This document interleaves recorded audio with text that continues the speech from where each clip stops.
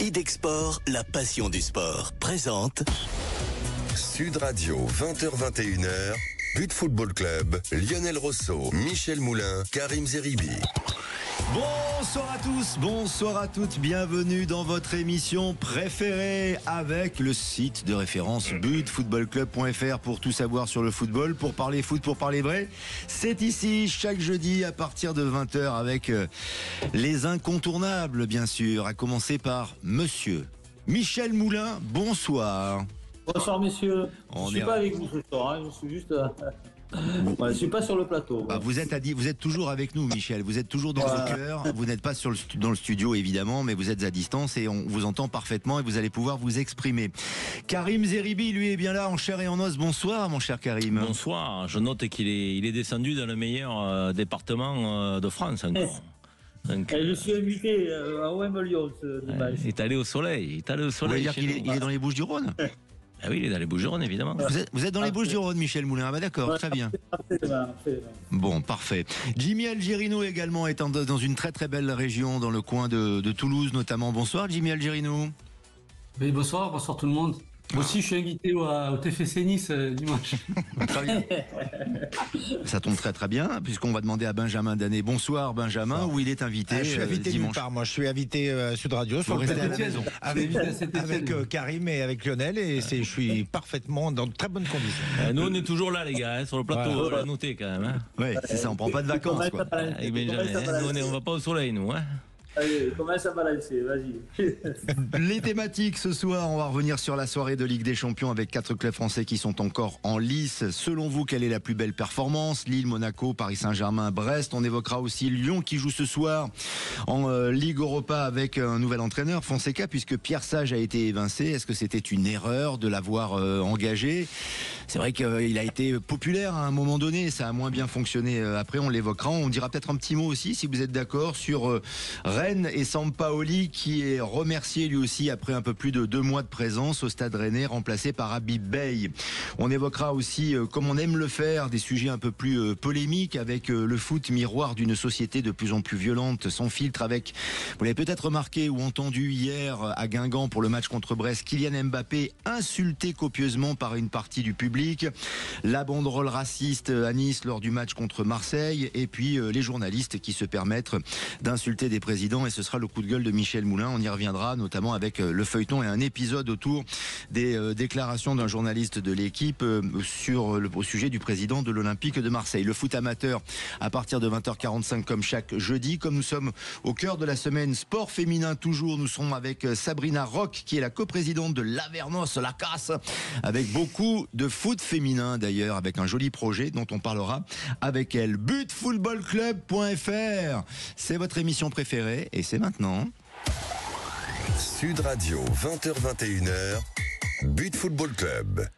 Avec Michel Moulin, Karim Zeribi, Jimmy Algerino, Benjamin Danet et cette soirée de Ligue des Champions que vous avez évidemment vécue, vous avez vibré, et là pour le coup on fait carton plein. Enfin avec cette nouvelle formule, les clubs français font carton plein, mais y a-t-il une performance ou une qualification qui vous a plus impressionné qu'une autre? Michel Moulin, qu'est-ce que vous retenez de cette première phase de Ligue des Champions? Moi, on peut être fier que nos 4 clubs se soient qualifiés. Et moi, la performance, c'est surtout Lille. Et surtout hier soir, parce qu'ils avaient quand même la moitié d'une équipe sur le banc. C'était enfin blessé, comme Benjamin, comment il s'appelle, au milieu de terrain. Benjamin André. Et Zegrova qui était blessé. Il y a Bentaleb qui a un problème de santé aussi. Il y avait beaucoup de joueurs de Lille sur le banc. Et à l'arrivée, il faut encore un match fantastique. Donc Lille, et ils se qualifient dans les 8 premiers. Donc Lille pour moi est l'équipe qui nous fait le plus, enfin qui me fait particulièrement moi le plus plaisir, même dans son jeu. On voit qu'il y a un vrai système de jeu, les joueurs sont remplaçables. Même David était remplaçant, il rentre derrière. Donc on prend du plaisir et il joue direct aussi. Lille est une équipe qui me fait plaisir parce qu'ils jouent direct, ils vont vite devant. Et avec des joueurs comme Cabella aussi techniquement qui sont très bons. Donc voilà, pour moi. Les 4 équipes, bien entendu. Quand moi, Brest aussi, moi je suis très ami avec Eric Roy, qui me fait beaucoup plaisir aussi. Mais pour moi, c'est Lille malgré tout. Lille qui finit dans les 8 premiers, c'est quand même un point qui est très positif pour moi. Évidemment, qualifié sans passer par les barrages pour le LOSC et peut-être le travail de Pep Genesio, comme on disait à l'époque lorsqu'il était entraîneur de l'Olympique Lyonnais. Est-ce que vous retenez Lille, vous aussi, Karim Zeribi? Parce que vous ne pouvez pas retenir Marseille sur la Ligue des Champions, désolé. Mais moi, je suis toujours, Lionel. tous les jeudis, je suis toujours effaré que ce soit un Marseillais qui me branche sur Marseille. Non, mais c'est dingue ça. Je veux dire, quoi, la traîtrise et la trahison, c'est pour faire de la bonne radio, qui est devenu courant dans notre société. C'est un truc de fou. C'est un truc de fou. La trahison, on en mais c'est parlera même pas à Jimmy 20h30. qui me branche. Jimmy, il est correct, respectueux. Je veux dire, c'est pas possible. Alors la ça. Ligue des Champions a jamais les premiers quand même, Karim. Mais la Ligue des Champions de cette année. Moi, je Qu'est-ce que vous retiendrai Lille et Brest. Lille et Brest parce que en fait, on n'est pas surpris, on ne devrait pas être surpris de voir le PSG et Monaco. Donc, en revanche, de voir Lille et Brest là où ils sont, avec le parcours qu'ils ont effectué, c'est vrai. Je dis Lille en premier, parce que et même ce dernier match avec la correction qu'ils ont infligée à Feyenoord. Mais je trouve que Lille et Brest, c'est beau, quoi. C'est beau parce que c'est des clubs qu'on n'attendait pas à ce niveau-là. Lille directement qualifié en 8e, donc Brest qui fait un parcours magnifique. Donc d'abord, je tire un grand coup de chapeau à ces deux clubs. Ça veut dire que ça travaille, que c'est sérieux, que chacun a un rôle, qu'il y a un rôle pour chacun. Le président préside, le coach l'équipe, et il y a un état d'esprit, il y a une harmonie. Donc ce qui devrait se passer dans tous les clubs en réalité, mais malheureusement on le voit, donc ça se passe pas souvent. Et quand ça se passe, ça peut fonctionner. Et ça peut marcher. La preuve en est. Après, je dirais que le PSG termine en boulet de canon. Je veux dire, magnifiquement bien. Et que Manchester et Stuttgart, là, donc on a vu un PSG qui a retrouvé l'envie, l'esprit Coupe d'Europe, la niaque, c'est fluide, c'est combatif. Donc ça veut dire que le PSG qui va donc rencontrer un club français donc dans le cadre des futures rencontres là. Il y aura un club français supplémentaire à côté de Lille en 8e, c'est assuré. Donc peut se remettre dans la boucle et repartir un peu avec des ambitions dans cette Ligue des Champions. Ouais, ce qui est dommage dans cette nouvelle formule, qui est inintéressante et qui vaut ce qu'elle vaut, c'est qu'il va y avoir des confrontations franco-françaises pour le prochain tour sur les barrages. Voilà, donc ça c'est une vraie problématique. Jimmy Algerino, je vous pose pas la question, c'est le PSG que vous retenez, la performance de votre ancien club, bien sûr, avec un Ousmane Dembélé qui marche sur l'eau et qui, comme le disait Karim Zeribi, entre le match de City et le match d'hier soir, a marqué 4 buts. Enfin, le PSG a marqué 4 buts à chaque fois, n'est-ce pas, Jimmy? Non, moi je fais sur le tiercé, je dirais la même chose que Michel et Karim, même si c'est vrai que je presque la tentation de mettre Brest en premier, parce que ce qu'il faut, c'est quand même assez incroyable, qu'on n'imaginait même pas qu'ils auraient ne serait-ce qu'un point à la fin de ce tournoi. Mais bon, Lille se qualifier en 8e directement, c'est quand même incroyable. Et puis pour les points UEFA, ça va être quelque chose de positif pour le football français. Si Paris ou Monaco ou Brest arrivent à se qualifier. Mais moi, ce que je retiendrai surtout, c'est que, en tout cas, sur les 3 équipes, parce que Monaco, j'ai quand même quelques doutes, mais c'est qu'il y a de vrais managers, quoi. Et ça me plaît, parce qu'à Paris, effectivement, Luis Enrique montre que c'est un vrai manager. Roy à Brest, voilà, il montre que il manage son équipe, il gère les matchs, il gère le championnat. Parce que bon, on disait que Brest allait couler un championnat, ils sont là. Et Pep Genesio, effectivement, il le fait. Pourtant, il a quand même un président derrière qui est pas évident. Et il gère l'effectif, il gère les matchs, il gère le championnat aussi. Et ça, c'est de bon augure pour la suite de la compétition, parce que ça amène de la qualité, ça amène des groupes forts qui pourront peut-être dépasser les 8e de finale. Pourquoi vous dites, Jimmy Algerino, que le président de Lille n'est pas évident? En quoi il n'est pas évident? Parce que bon, on l'a vu l'autre fois déjà contre Marseille. Voilà, c'est un ancien joueur. Il aime bien aussi parler de lui. Il a un ego qui est quand même assez important. Donc et encore, je pense que je suis gentil, mais en tout cas, voilà. Mais je pense qu'avec Pep Genesio, il a connu Aulas, donc je pense que ça peut se gérer assez facilement.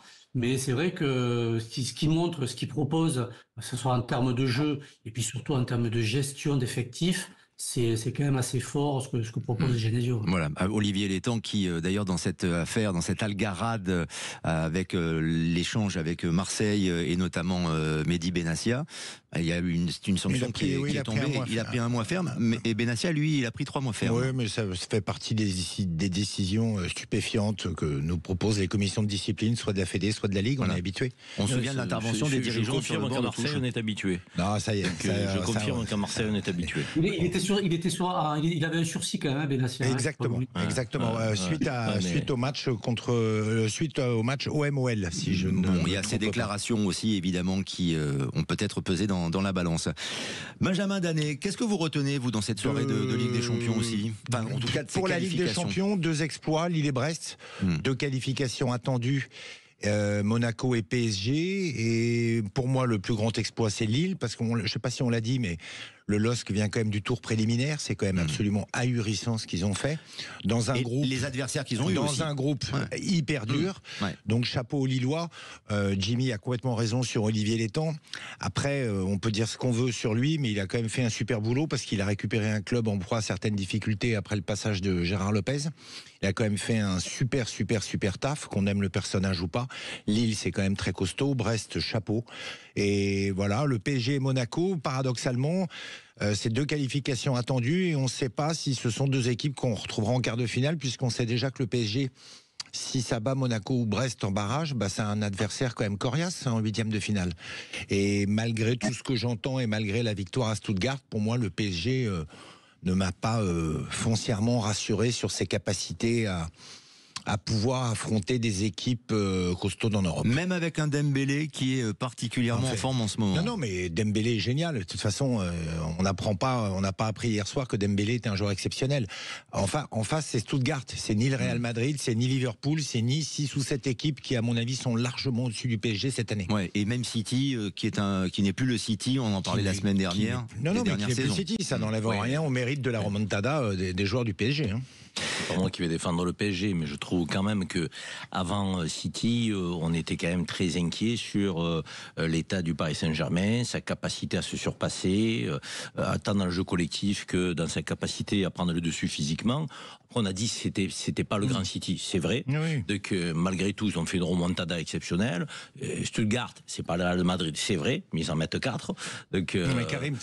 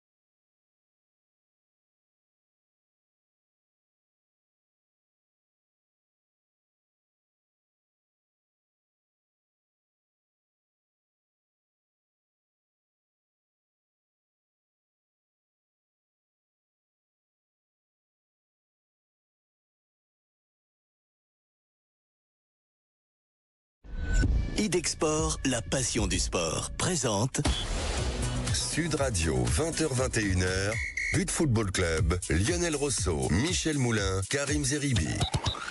En plein cœur de votre émission préférée sur Sud Radio pour parler foot, pour parler vrai, avec en effet Michel Moulin, Karim Zeribi, Jimmy Algerino et Benjamin Danet qui nous accompagnent chaque jeudi avec grand bonheur et parfois des guests, des invités qui nous rejoignent. On aurait pu passer un petit coup de fil peut-être aux dirigeants de l'Olympique Lyonnais pour en savoir un peu plus sur la situation de ce club en délicatesse en championnat. Il y a ce soir la Ligue Europa contre Ludogorets en effet, mais surtout un changement d'entraîneur puisque Pierre Sage a été évincé. Ça bouge un peu en ce moment d'ailleurs, puisque à Rennes également, Sampaoli est remplacé par Habib Bey, et donc c'est Fonseca qui arrive à l'OL. Moi j'aimerais juste qu'on s'attarde un tout petit peu sur le cas de Pierre Sage, Michel Moulin, et je reviens aux propos que vous aviez tenus sur cet entraîneur il y a quelques mois maintenant, en disant que c'était pas l'homme de la situation, et j'ai l'impression que, encore une fois, l'avenir vous a donné raison. Raison.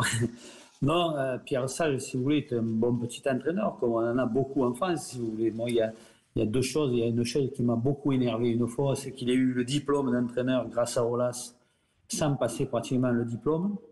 Il a eu un passe-droit, pour moi, inadmissible. C'est-à-dire, il y a plein de bons entraîneurs comme lui qui attendent derrière la porte et qu'on fait pas passer le diplôme.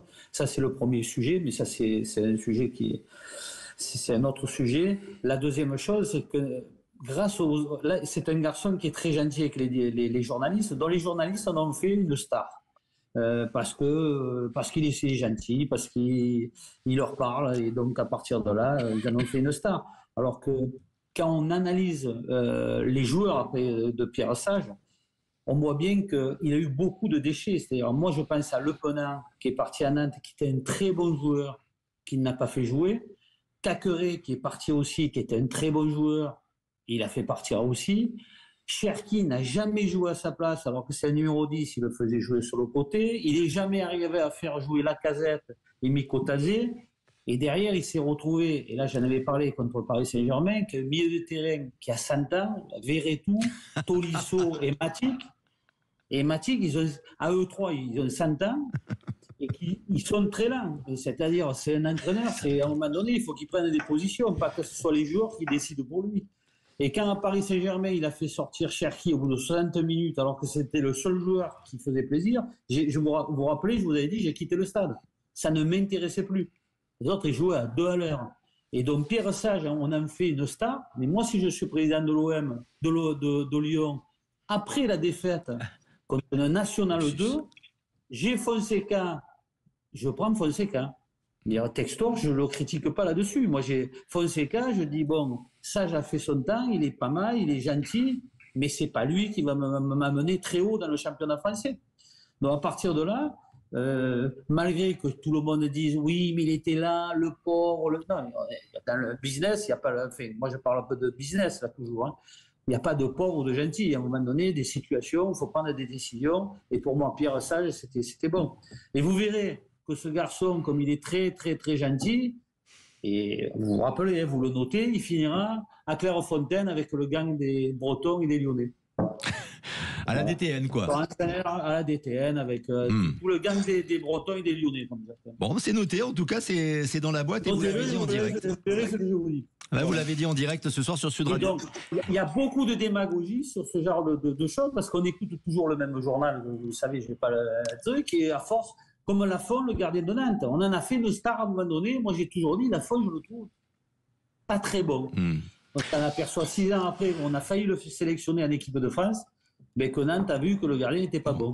Je note qu'il y a une partie du milieu de terrain de l'Olympique Lyonnais qui joue avec une canne, hein, évidemment, puisqu'ils sont centenaires, en effet. Moi, je préfère Le Penant, je préfère des joueurs comme ça au milieu. Benjamin Danet, est-ce que vous trouvez que Michel Moulin est trop sévère avec Pierre Sage ? Il exagère, non, c'est pas la. Non, exagéré, j'ai pas dit ça. Mais qu'il est un peu sévère. Non, mais c'est sévère. Absolument pas. D'abord, les journalistes n'ont pas fait une star de Pierre Sage, c'est-à-dire que Pierre Sage parle aux journalistes. Quand même remettre les choses dans leur contexte. Pierre Sage, il arrive de nulle part. Qu'est-ce qu'il fait ? Il récupère un Olympique Lyonnais en bas de classement, qui est complètement dans la crise, qui remonte, qui va faire qualifier quand même pour une Coupe d'Europe en fin de saison. Et il va permettre à l'eau. 50 millions d'euros, ils ont mis sur la table pour des joueurs. D'accord, Michel. Il n'empêche que quand Pierre Sage arrive, l'OL est dans les bas-fonds du classement de la Ligue 1. Et qu'il y a eu auparavant quelques entraîneurs un peu réputés, et plus réputés que lui, dont Laurent Blanc tout de même. Lorsqu'il récupère l'OL est en queue de classement. Qu'est-ce qui se passe? Il remonte l'OL, ils finissent en Coupe d'Europe, et il les emmène en finale de la Coupe de France. Cet été, il est prolongé. 6 mois après, John Textor se plaint de plusieurs choses. Why not? Bon, après, John Textor, il vire l'entraîneur qui lui a fait gagner la Copa en Amérique du Sud avec Botafogo. Donc, faut s'attendre à tout. Où est l'OL? 6e de Ligue 1, quasiment qualifié pour les 8e de finale de la Ligue Europa. Et il va nous chercher qui? Paolo Fonseca, viré pour cause de mauvais résultats il y a quelques semaines du Milan AC, qui s'est complètement planté en Italie. Moi, je veux bien, on me vire Pierre Sage, on a Pep Guardiola ou même un entraîneur de renom. Déjà, je trouve ça limite sur la façon de faire, mais je peux comprendre. Mais Paolo Fonseca, il a prouvé quoi comme grand entraîneur, Michel? À Lille. Il a été très bon. Ok. Mais il a fait quoi à Lille. Il a fait quoi à Lille de mieux que... perdu contre Bourgogne-Jallieu. Oui, mais faut le rappeler quand même. Bien sûr. Enfin, et moi, Lyon, comme je les vois jouer... Je suis pas là pour défendre l'OL. Quand je les ai vus jouer à Paris Saint-Germain, que je vois Veretout, Matich et Tolisso qui jouent pour pas se blesser, c'est inimaginable. Inimaginable. Et tu sors Cherki, et là tu te dis, qu'est-ce qu'il fait l'entraîneur? Mais qu'est-ce qu'il fait l'entraîneur? Karim Zeribi, donc c'était une bonne chose de se séparer de Pierre Sage. Il fallait changer pour, comme à Rennes d'ailleurs, hein, il fait ce qu'il fallait se séparer de Sampaoli qui est arrivé il y a à peine 3 mois. Ces résultats sont pas catastrophiques quand même. Non. Enfin, je veux dire, c'est quand même bizarre, je dirais, la manière dont on s'en prend à ce coach du côté des dirigeants lyonnais. Alors les supporters d'ailleurs marquent leur surprise et leur soutien au coach. C'est quand même important que les supporters puissent penser du bien du coach. Ça veut dire qu'ils avaient confiance en lui, ça veut dire qu'ils estimaient que de la 6e place, Lyon pouvait en grappiller quelques-unes d'ici la fin de la saison, qu'ils sont en 8e de finale de la Ligue Europa, ça a été dit. Il a pris le club, son équipe, elle était en bas de classement il y a un peu plus d'1 an. Moi, je veux dire, c'est vrai que c'est pas un nom, mais faut-il toujours avoir un nom sur le banc? Il a 45 ans, le gars. Je veux dire, tu te fais un nom aussi avec la responsabilité qu'on te donne. Donc, alors, ce qui est assuré, c'est que c'est un bon formateur. Peut-être que Michel a raison, peut-être qu'ils vont le prendre à Clairefontaine. À la DTN, oui, donc, pourquoi parce qu'il a un passé de formateur. De formateur, donc, ça, c'est une certitude. Michel, il n'a pas fait du mauvais boulot pour moi. Il a pas fait Après, tactiquement, on peut être en désaccord avec lui, mais c'est un autre sujet. Ça ne veut pas dire que c'est un mauvais coach. Fais-moi plaisir. Karim, écoute-moi 2 secondes. Les mêmes supporters, quand vous parlez des supporters encore, c'est pas eux qui décident. Ils voulaient plus de Genesio. C'est un bidon. C'est vrai. Il faut vous rappeler de ça quand même. Il faut à un moment donné. Et je dis pas que c'est eux qui décident. Je dis que si tu es vraiment un mauvais coach, tu fais l'unanimité contre toi. Moi, je te dis 2 choses. Là, c'est ce que on lit dans les journaux. Les supporters, moi je te parle de supporters aussi de Lyon, que je connais bien, Monsieur Moret par exemple, Maxime Moret qui m'a dit, tu as raison de dire ça, ça on n'en peut plus. Ah ben si Maxime Moret t'a dit tu as raison, alors. Et la deuxième chose qu'il faut que tu penses, il te l'a dit. Tu as été un bon joueur, très bon joueur à Laval. Est-ce que Sage t'aurait fait avancer, elle t'aurait motivé comme certains entraîneurs qu'on a eu? Moi je te dis que non. C'est des mecs, c'est des gentils, mais c'est des, comme tu viens de dire, c'est des formateurs. Et encore, il faudrait le noter, mais c'est pas des gens, c'est pas des entraîneurs. Le mot entraîneur, comme je dis toujours, c'est entraîneur. Moi, quand je le vois avec ce survêtement noir et jaune qui baille l'année dernière, ce mec-là m'aurait pas fait vibrer, je te le dis. Et à toi non plus, à mon avis. Voilà. Bon, en tout cas, ce qui est bien avec Michel Moulin, c'est qu'il est toujours direct, sans filtre, et ça c'est formidable. Mais votre enquête et votre connaissance du football, Michel, c'est formidable parce que vous pouvez même connaître personnellement les supporters de différentes équipes, de différents clubs. C'est extraordinaire. Il cite les gens, il peut même donner leur numéro de téléphone, leur CV, tout ça. Il est formidable, Michel. Il connaît trop bien. Même où il est placé dans la tribune. Exactement. Donc, tribune Gannet 2F, siège 26. Jimmy Algerino, juste un petit mot avant la pause sur Rennes, parce que je sais que vous êtes penché sur le stade rennais et que voilà, le fait que Sampaoli s'en aille et qu'il soit remplacé par Habib Beye, qu'est-ce que vous pouvez nous en dire? En fait, c'est que la famille Pinon flippe grandement par rapport à ce qui se passe au Stade Rennais avec Sampaoli. Donc en fait, ils ont avec Pouille, le directeur sportif, en fait, ils ont donné un petit peu les clés du camion aux joueurs, aux deux joueurs qui viennent d'arriver au club, Fofana et Samba. Donc en fait, les joueurs, enfin du moins ceux, ont décidé de prendre le leadership par rapport à la situation du club et à dire que là, c'était plus possible avec ce coach, qu'il fallait changer, quoi, voilà. Donc je pense qu'après, avec l'arrivée de Habib Bey, et puis il vient avec son adjoint que je connais, avec qui j'ai joué à Châteauroux, Olivier Saragaglia, et avec sans doute le préparateur physique qu'il avait aussi au Red Star. Donc en fait, je pense qu'ils viennent là pour entre guillemets pour encadrer, pour soutenir les joueurs. Mais je pense que le projet là aujourd'hui de Rennes, c'est bon bien sûr de sauver le club, mais c'est des joueurs qui prennent leur responsabilité et qui vont tout faire pour sauver Rennes de la relégation, quoi, voilà. Oui, parce que c'est assez mal engagé. Est-ce qu'on peut faire confiance à Habib Bey? C'est une question qu'on pourra poser, une thématique qu'on pourra poser évidemment plus tard. Il sera pas là comme par exemple Fonseca Oui. à Lyon ou d'autres coachs qui vont arriver avec qui vont prendre le leader.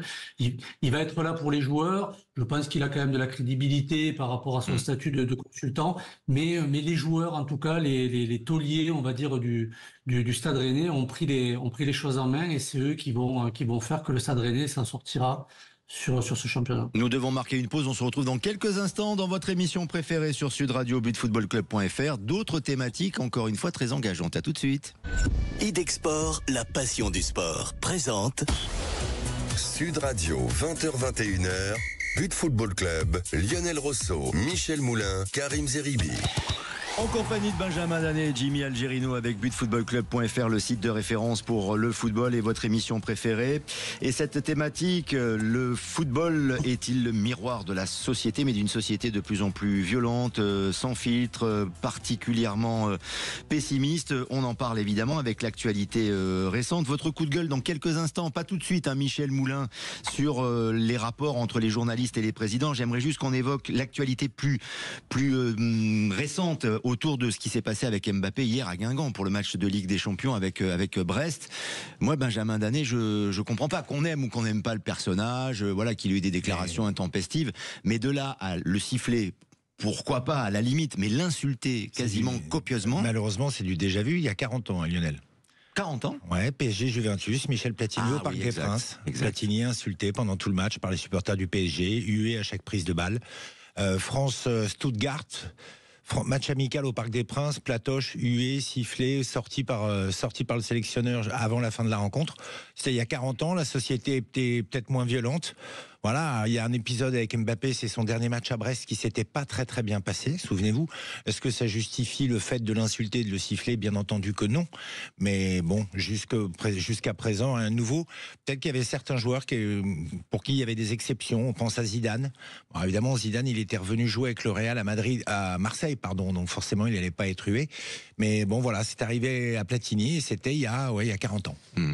On va pas faire, Karim Zeribi, de classement des insultes, des propos, des banderoles, etc. Mais enfin, ce qui s'est passé aussi dans le match Nice-Marseille avec ces banderoles racistes, il y aura des sanctions d'ailleurs contre le stade de Nice, contre cette tribune. Commencé, hein. Voilà, ça a déjà commencé. Là aussi, c'est insoutenable. Et là, malheureusement, c'est aussi le reflet de notre société. Mais à l'évidence, c'est le reflet de la société, le stade, donc le reflet de ce qui se passe dans la vie de tous les jours. Il y a une violence qui est désinhibée, il y a un racisme et une forme de xénophobie qui est totalement décomplexée. Donc, c'est vrai qu'on a toujours eu des insultes, des mots crus dans les stades. C'est pas d'aujourd'hui.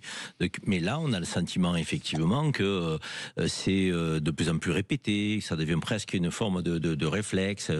Il faut pas qu'on s'habitue à ça. Donc c'est inacceptable. Donc c'est inacceptable parce que quand tu fais le ménage, comme le PSG l'avait fait à une époque avec des tribunes qui étaient composées de nasillons, ils avaient fait un bon nettoyage, que tu pouvais revenir au stade avec tes enfants et tout. C'est quand même appréciable, quoi. Je veux dire que Le football, c'est une passion, c'est un plaisir, c'est l'amour du jeu, c'est même la starisation des joueurs participe de cet amour pour les gamins donc du football. Ils ont envie de ressembler aux grands, ils ont envie de, tu vois le dire.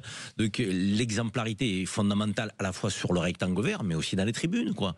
Je veux dire, parce que sinon tu vas avoir des comportements qui vont se répéter de génération en génération. Donc il y a un travail qui est collectif, qui doit être fait. C'est pas simplement des sanctions de la Fédé ou de la Ligue. C'est les présidents de clubs, c'est les clubs de supporters. Il y a une responsabilité collective. Donc, mais c'est pas acceptable. Je veux dire, même si on a connu ça il y a 40 ans avec Platini, Benjamin a raison de le rappeler, de voir un mec comme Mbappé siffler en France sur son sol. Il est dans son pays. Insulter, siffler, siffler, c'est intolérable. Siffler, insulter, c'est pire. Pourquoi tu siffles et tu insultes Mbappé? Je veux dire, à un moment donné, on te demande pas de l'ovationner en permanence si tu ne l'apprécies pas sur le plan footballistique. Mais respecte l'homme. Ah oui, c'est le capitaine de l'équipe de France. Possible, quoi, je veux dire. Petite précision sur la banderole insultante envers les Marseillais. Mais le plus grave pour moi, c'est que les dirigeants niçois sont au courant. C'est-à-dire qu'à 16h, ils savent que cette banderole, et ils n'interdisent pas à leurs propres supporters. Ils n'étaient pas d'accord, mais ils s'y sont pas opposés. C'est un autre débat. C'est scandaleux. C'est scandaleux. C'est un nouveau débat, c'est le poids des supporters. C'est scandaleux. Et tout ceci, Michel, aussi dans un battage médiatique qui a beaucoup changé. Tout à l'heure, Benjamin faisait allusion à ce qui s'est passé il y a 40 ans avec Michel Platini, mais aujourd'hui, dans les débats comme le nôtre aussi, les journalistes peuvent balancer des insultes parfois contre des présidents. Je crois que vous voulez revenir, c'est votre coup de gueule, Michel, sur ce qui s'est dit la semaine prochaine, la semaine dernière. Lundi soir, j'ai regardé une émission à l'équipe télé et j'ai revu notre petit journaliste qui a insulté le président de l'OM, être sur le plateau, rire, c'est-à-dire que le mec a eu aucune sanction. Et ça démontre que ces journaux, enfin ce journal en plus, qui est l'équipe, et le groupe Amaury,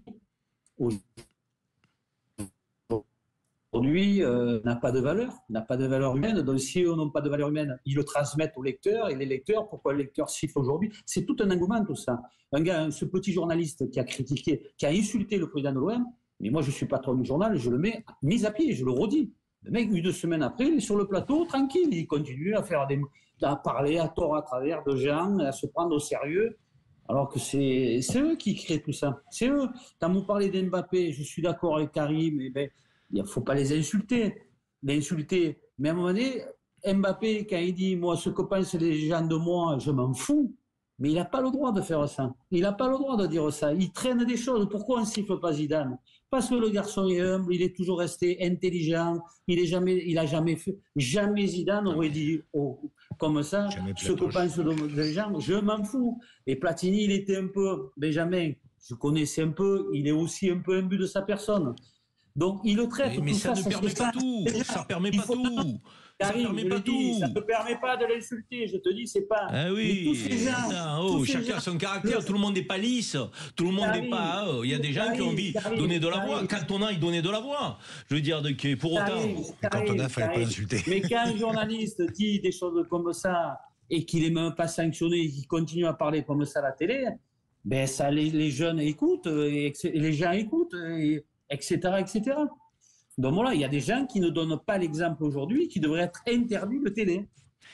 Qu'est-ce qui est le plus choquant pour vous, Jimmy Algerino, dans tout ce que nous disons et dans les 3 informations, les 3 polémiques que nous venons d'identifier, les journalistes qui peuvent, sans déontologie ou sans respect, insulter un président, des banderoles, il y en a eu par le passé aussi, mais qui sont des banderoles racistes, ou un joueur, le capitaine de l'équipe de France, quelles que soient ses déclarations, son caractère et son comportement, qui est insulté par le public français sous prétexte qu'il joue dans l'équipe adverse.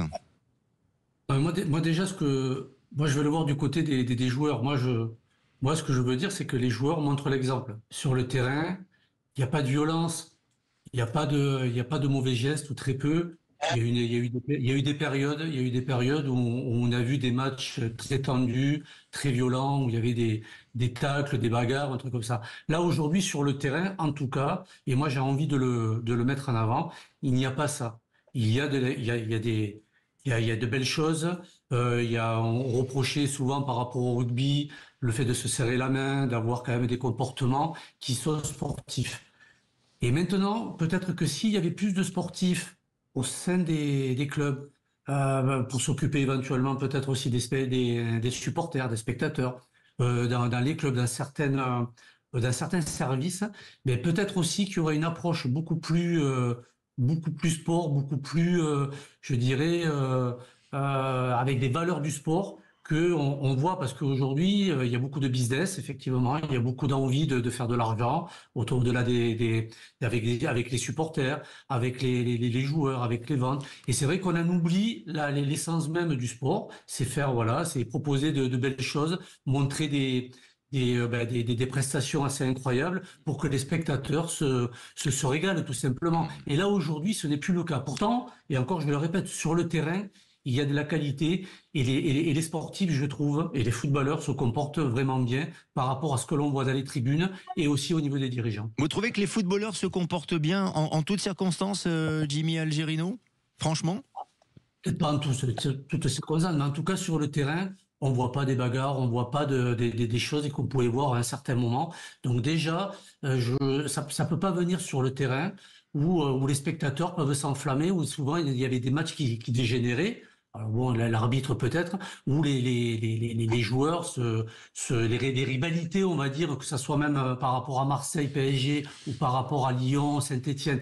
Là, on le voit moins. Donc ça veut dire que déjà sur le terrain, au niveau des joueurs, c'est pas eux qui mettent le feu aux poudres, c'est pas eux qui mettent en difficulté les clubs et ce genre de comportement que l'on peut voir voilà, dans les tribunes ou en dehors. Mais Karim Zeribi, le football que décrit Jimmy Algerino, est-ce qu'il n'est pas révolu aujourd'hui? Parce qu'il manque d'aspérité, ce football, avec des footballeurs qui font pas de vagues sur le terrain, en tout cas, qui doivent montrer l'exemple, qui sont programmés pour aller applaudir leurs supporters, et s'ils ne le font pas, ils sont sanctionnés à la fin. Vous voyez toutes ces choses-là. Il y a quand même une réalité, c'est que quand tu es un footballeur professionnel et que tu gagnes 200, 300, 400, 500 000 euros par mois, donc tu vis grâce aux amoureux du football, à la fois le football amateur qui fournit le football professionnel et les supporters qui remplissent les stades. Donc c'est quand même deux composantes fondamentales. Donc tu dois, malgré le fait que tu es sur une autre planète, en gagnant ces sommes-là astronomiques à 20 ans, 21 ans, 22 ans, tu dois quand même à un moment donné faire preuve d'une forme d'humilité, en tout cas en apparence, en allant effectivement à la rencontre des supporters, les saluer et autres. Moi, je veux dire simplement une chose. Je pense que oui, Jamie a raison. Sur le terrain, il faut pas confondre engagement et violence, en fait. Donc tu peux avoir un engagement très très important sans verser dans la violence. Et c'est vrai qu'à une époque, on avait des classicos qui ressemblaient un peu à des matchs de club amateur que moi j'ai connus, donc dans les quartiers nord de Marseille, où parfois tu te marchais dessus, quand tu taclais, tu laissais traîner le pied. Enfin, des gestes qui n'étaétaient pas dignes de grands clubs à l'époque. Donc bon, ce temps-là, effectivement, il semble révolu. Après, derrière, moi je pense qu'il y a un vrai sujet. C'est qu'on a l'impression que les présidents de clubs subissent parfois leur club de supporters. Ou en ont peur.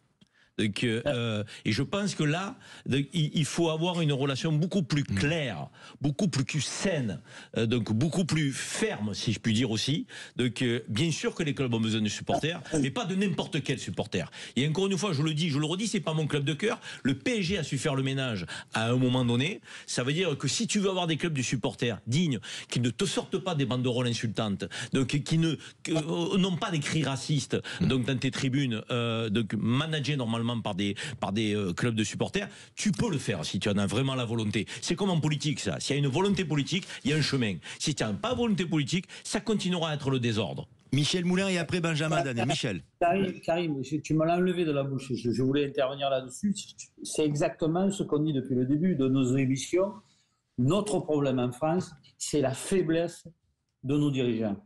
Chaque fois, toutes les semaines, on parle de différents sujets. On revient qu'on a des dirigeants aujourd'hui qui sont très faibles, qui ont peur de leurs supporters. Moi, j'appelle ça des spectateurs. On en parlait tout à l'heure, Jimmy en parlait tout à l'heure, parce qu'il faut voir entre spectateurs et supporters. Et aujourd'hui, ces présidents on dirait d'ailleurs que c'est les supporters qui décident. Vous-même, vous l'avez dit tout à l'heure, sage, les supporters, ils ne veulent pas qu'ils partent. Non mais attendez, les patrons, le patron, c'est le patron. Et on n'a plus de patron. C'est pour ça qu'Olivier Le Temps, malgré, comme disait Jimmy, c'est un bon. Aujourd'hui, Olivier Le Temps, il était à Rennes, il était bon, il est à Lille, il est bon, c'est un patron. Mais il est pratiquement le seul aujourd'hui. On n'a que des présidents aujourd'hui sur les droits télé, sur la Brune, c'est sur les supporters. Ces gens-là c'est pas des patrons. Et on a un problème en France, c'est celui-là, il n'est pas autre part. On a de très mauvais dirigeants en France. Jimmy. Juste avant Benjamin, mais Michel, Létang, c'est un ancien joueur. Comment ? Létang, c'est un ancien joueur, dit Jimmy Algerino. Oui, et le temps, et ça me fait plaisir. La Ligue 2, ouais, mais c'est un passionné, il n'est pas là juste pour faire. Ça me fait plaisir, Jimmy, que ce soit un ancien joueur. La plupart des gens qui font du foot aujourd'hui, c'est pour se montrer, c'est pour se faire. Ils connaissent rien au football, ils en parlent tous les jours, ils magouillent souvent avec les agents, mais voilà pourquoi ils sont là. Benjamin Danet. Ils sont pas là parce qu'ils aiment le football, c'est pas pour. Et en plus, c'est pas des patrons. Benjamin Danet.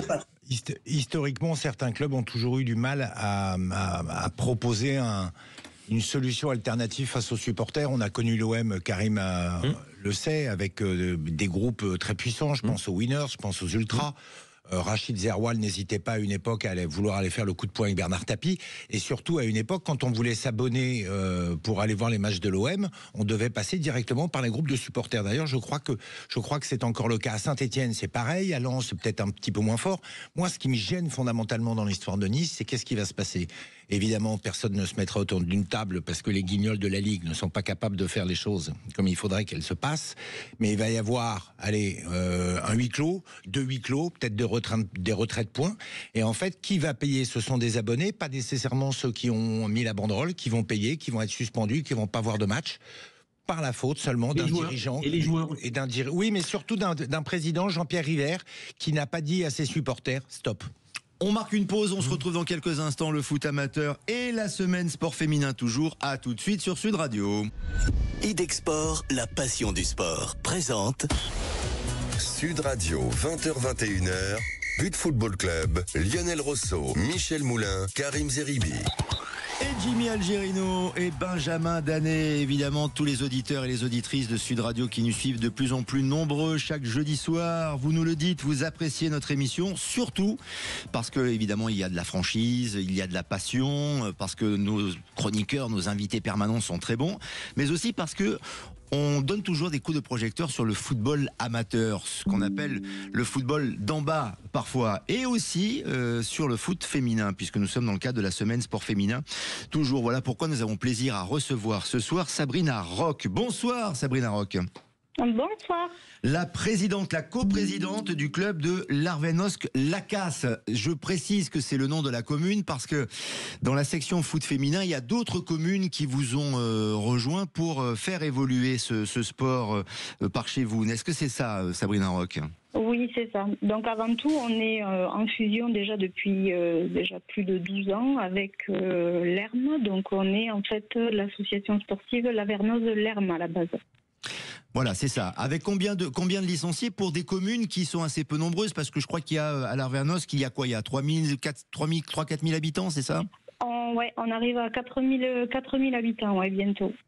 Et là, nous, cette année, sur l'association, on est à 384 licenciés sur la fusion des deux villages. Et combien de filles ? Et on a 52 licenciés donc sur l'AS Lavernoz-Lerm, et on a sur l'entente avec les villages aux alentours 29 filles qui nous ont rejoints. Est-ce que c'est beaucoup au prorata par rapport à la population et par rapport aussi au nombre de licenciés qui figurent dans votre club ? Alors oui et non, il n'y en a jamais assez. Mais bon, on a débuté quand même il y a très peu de temps, donc on est quand même satisfait des effectifs là, oui. Est-ce que ça marche le foot féminin et est-ce que le football féminin est porteur ? Est-ce qu'on a réussi à rééquilibrer un petit peu la différence qu'il pouvait y avoir ces dernières années entre le foot pour les garçons et le foot pour les filles ? Alors équilibré peut-être pas, mais on a quand même, nous, de notre côté, créé un pôle féminin. Donc on a pu quand même créer des équipes sur des U11, des U13, des U15, des U18 et des seniors. Donc on a évolué quand même depuis 2019 où on a créé la section féminine. Voilà, d'une année à l'autre, on a quand même pu, en passant par le foot à 5, le foot à 8, jusqu'à créer là des équipes seniors en foot à 11. Est-ce que c'était un besoin qu'il y ait du foot féminin? Est-ce qu'il y avait de nombreuses demandes? Ou est-ce que vous avez installé cela il y a quelques années maintenant parce qu'il y a eu un effet de mode? C'est vrai que le football féminin s'est beaucoup développé, d'ailleurs, il faut le dire aussi, sous l'impulsion de la Fédération française de football ces dernières années. Alors oui, alors nous déjà au club, on est 2 coprésidentes, donc ça fait 20 ans moi que je suis au club en débutant par femme de joueurs. Donc je me suis investie petit à petit auprès de ma coprésidente qui, elle, est présidente depuis plus de 30 ans, sachant qu'elle était déjà investie dans le club les 20 autres années auprès de son papa. Donc on a quand même un staff que de filles avec les trésorières, secrétaires, la coprésidente et du coup oui, c'était un besoin d'avoir des filles tout simplement au sein du club, puisque on est quand même baigné là-dedans depuis petite, donc c'était quand même bien de créer des équipes féminines. Absolument, et c'était sans doute un besoin, et j'ai bien aimé votre franchise en disant j'ai commencé dans le club comme femme de joueur, Sabrina Roch, et après vous êtes devenue coprésidente, donc vous avez franchi des échelons. Non mais ça veut dire aussi que la société est en marche et qu'elle évolue. Karim Zeribi, question pour Sabrina. Oui, moi j'ai 2 questions pour Sabrina rapidement. D'abord, est-ce qu'il y a un public, Sabrina, pour l'équipe senior? Est-ce que ça suit? Est-ce qu'il y a du monde au stade pour les matchs du week-end, pour vous venir voir les filles jouer en senior? Et deuxième question, c'est est-ce que vous retrouvez une forme de mixité sociale comme on peut l'avoir chez les garçons pour les filles, ou est-ce qu'il y a en fonction, j'allais dire un peu des catégories un peu sociales, des réticences à mettre les filles au foot encore, ou est-ce que tout ça est dépassé et on a le fidèle reflet de notre société, chez les filles aussi comme chez les garçons? Alors de notre côté, nous, au niveau du club et même au sein de l'entente avec les Bérates à côté, non. Après, les filles, elles sont bien intégrées, ça reste quand même joli et elles sont quand même assez bien supportées au bord du terrain. Cela dit, ça reste quand même autre chose que le football masculin. On n'est pas encore avec autant de public et autant de publicité. Ça représente combien, pardonnez-moi Sabrina, Sabrina Roch, ça représente combien de personnes au bord du terrain pour le match de l'équipe féminine première? L'équipe féminine, on va dire une 50aine de personnes. D'accord, 50aine de personnes pour encourager les filles, mais qui sont des fervents supporters. Et la question sur la mixité sociale dont parlait Karim Zeribi, est-ce que vous jouez ce rôle-là? Est-ce que le football féminin joue ce rôle-là aussi chez vous? On essaye parce que c'est vrai que on les investit quand même, on fait des choses pour qu'elles soient mises quand même en avant, on fait quand même pas mal de choses au niveau des féminines, notamment pour Octobre Rose, on a marqué le coup avec une intervention, voilà, pour vraiment faire une grosse sensibilisation auprès de toutes les féminines dès le plus jeune âge, puisque nos petites elles sont en U13, donc on essaye de faire mettre en avant justement le football féminin, mais bon, voilà. On va dire que chez nous elles sont voilà bien vues, mais ça reste quand même autre chose.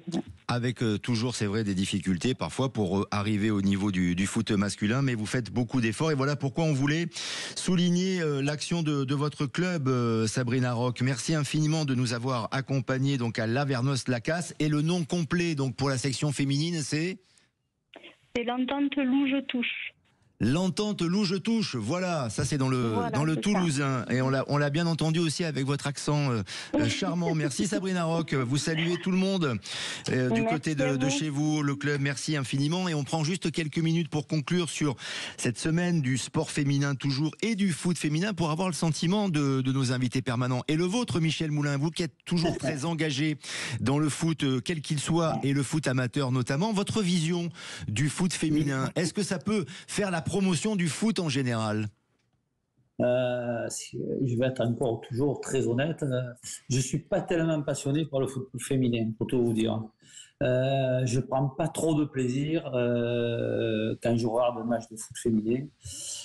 Voilà, bon, parce que je trouve qu'elles sont encore très loin des performances masculines. Mais bon, après, c'est mon avis, je le donne. Par démagogie, il y a beaucoup de gens qui disent on adore le foot féminin. Moi, je ne suis pas très... Quand je vois les gardiens de but, par exemple, en foot féminin, bon, souvent, il y a des buts où le gardien saute à côté du ballon. Enfin, voilà, c'est pas, je vous le dis franchement, je ne suis pas passionné par le foot féminin. Je ne devrais pas le dire, mais je le dis. Et pourtant, il existe et il se professionnalise, Karim Zeribi, avec la dernière ouais. Oui, mais là, le professionnalisme, on est très loin. Là, c'est encore des gens qui veulent absolument dire que le foot féminin, c'est autant... Mais en fait, moi, je regarde des matchs de temps en temps au début, parce que je vous dis, je n'arrive pas à regarder un match entier. Vous avez des matchs de première division, il y a 200 spectateurs dans le stade. L'autre fois, je regardais le Var, je crois que c'était le Var Paris FC, il y avait 200 spectateurs. Ouais. Donc, de dire comment faire une ligue, là, je reviens toujours à mon ami Olas, quand il crée je ne vois pas à quoi ça sert aujourd'hui. Il n'y a pas cet engouement. Quand on me dit les filles comme aux États-Unis, mais là, il y a vraiment une vraie stratégie, mais depuis des années, ils doivent gagner autant que les hommes dans le foot, c'est pas possible parce qu'il n'y a pas de sponsors, il n'y a pas de spectateurs aujourd'hui. Il y a l'arbre qui beaucoup de gens. Ce qu'il y a d'énorme, c'est qu'il y a beaucoup de gens qui vous disent ah, j'adore le foot. Et je leur dis c'est bizarre parce que à Paris Saint-Germain, ils jouent devant 1000 spectateurs alors que c'est un très grand club, à part dans les gros matchs, Paris Saint-Germain et Liverpool. Donc les gens. Voilà, donc si vous me posez malheureusement moi la question. Je vous l'ai posé parce qu'on est dans le cadre de la semaine du sport féminin, qu'on a un invité foot féminin, et c'est normal. Non, mais c'est normal d'avoir son avis et de le défendre. Je ne dis pas que le sport féminin, il y a plein de sports. Oui, mais pas le foot. Beaucoup, hein. Mais pas le foot, on l'a compris. Je ne suis pas passionné par le foot. On l'a compris. Petite incise de Jimmy Algerino et je laisse le mot de la fin à Karim Zeribi dans un instant. Jimmy, vous vouliez réagir? Oui, non, juste par rapport à ce que disait Michel, c'est peut-être vrai sur on va dire le sport professionnel féminin, le championnat français, mais en tout cas au niveau des plus jeunes, il y a une vraie qualité, il y a une vraie dextérité qui est quand même assez intéressant à regarder et à voir. Alors que les seniors, on peut peut-être le voir comme l'a dit Michel. Karim Zeribi, pour conclure. Moi, je ne partage pas du tout ce qu'a dit Michel. D'abord, je pense que si on est tenté par la comparaison avec les garçons, comparaison n'est pas raison. On ne peut pas comparer le football, qui est un sport ancestral chez les garçons, chez les hommes, qui est le sport féminin, qui est assez nouveau, qui est en train de se structurer. Moi, quand je regarde des matchs du foot féminin, notamment notre équipe nationale, l'équipe de France, j'avoue que devant certains matchs, je me suis fait chier, mais comme chez les garçons, mais devant certains matchs, j'ai été pris au jeu. Et je trouvais qu'il y avait du rythme, qu'il y avait des gestes techniques, qu'il y avait de la combativité. J'ai été agréablement surpris par certaines joueuses qui avaient un style qui imprimait vachement. Donc je crois au contraire que c'est un sport qui est en train de se développer très rapidement chez les femmes et c'est très bien. Il y a encore du chemin à faire et on aura l'occasion d'en parler. Bien sûr, on voulait le faire ce soir et on est très content de vous avoir proposé ce sujet. Merci Michel Moulin, Karim Zeribi, Jimmy Algerino, Benjamin Danet. Et on se retrouve tous ensemble en studio jeudi prochain. Attention, sinon on vous ouvrira pas le micro. Mais la semaine prochaine, ils vont nous dire qu'ils sont à Dubaï tous les deux. Salut les amis, oui, main dans la main, ils sont à Dubaï. Jacques Pesty dans un instant sur Sud Radio. Bonne soirée. Sud Radio, 20h-21h. But Football Club, Lionel Rosso, Michel Moulin, Karim Zeribi. Avec Idexport, la passion